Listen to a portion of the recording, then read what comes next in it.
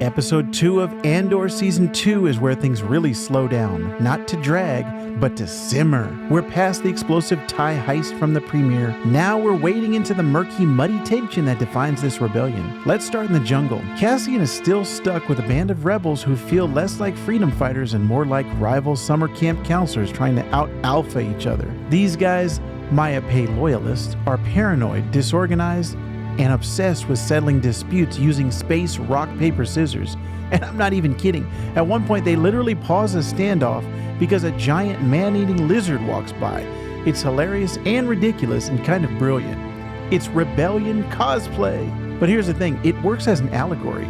These people are trying to build something from the ground up, but they're already splintering, fighting over guns, egos, and scraps of power while the Empire closes in around them. Cassian's just biding his time, watching, waiting, calmly reading the room like a survivalist in a broken democracy. Meanwhile, the rebels' dysfunction is cross-cut with the Empire doing what it does best, showing up with a smile, hiding a knife behind its back. Over on Meero, the Imperials are conducting what they call an audit, but everyone knows it's more than that. These troops aren't just counting heads or checking fields, they're sniffing out Cassian, and they're doing it under the guise of census data and small talk. The anxiety on Bix's face says it all. She's barely holding it together. And one of the most chilling things, the Imperial lieutenant trying to flirt with her like he's running a galactic version of the Dennis system from It's Always Sunny. Now Brasso and Willman are on edge also, trying to pretend this is just another workday. But even in those gorgeous golden wheat fields, you can feel the boot hovering in the air. Now let's talk about Siril and Dedra, Star Wars' weirdest will they, won't they? I love that these two popped up together in this episode, and it took me a second to recognize that they were. Syril was like, whoa, he's cleaned up, trimmed down. He's mentoring a new recruit like he's pitching a motivational seminar on tax codes. And he and Dedra are apparently cohabitating. Syril Karn and Dedra Meero, the galaxy's most uptight fascists, are now roommates. Or something more. I did laugh out loud at how tender their dynamic has gotten, and then immediately checked myself because they're both enthusiastic agents of oppression. This show plays with our instincts in the smartest ways. It makes you feel something for characters you know you shouldn't. And Meero's still trying to climb the Imperial ladder. Her boss, Major Partagaz, gives her one of the best lines of the episode.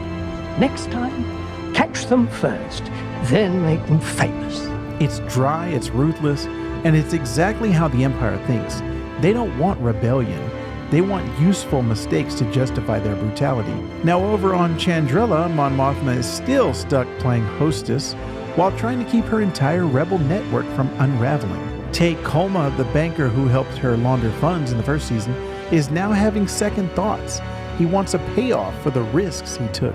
And Luthen, he's ready to pay with something much more permanent.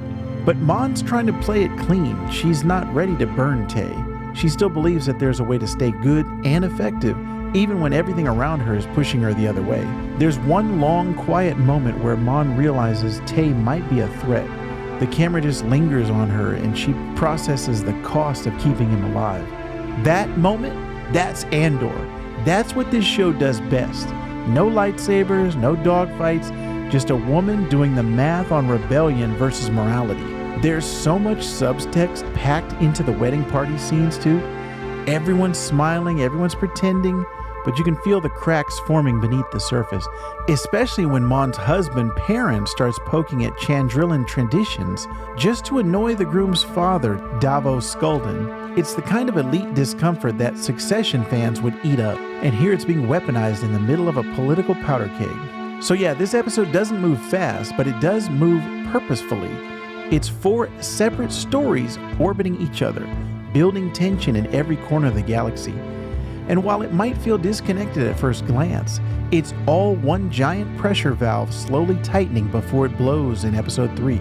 And through all that tension, there's still humor. Syril's over-the-top behavior, the jungle rebels playing games, the awkward dinner conversations. The show knows how to let human weirdness shine, even in the darkest moments. We're not quite at the breaking point, but we are close. Stay tuned for my thoughts on episode 3, and as always, we would be honored if you would join us.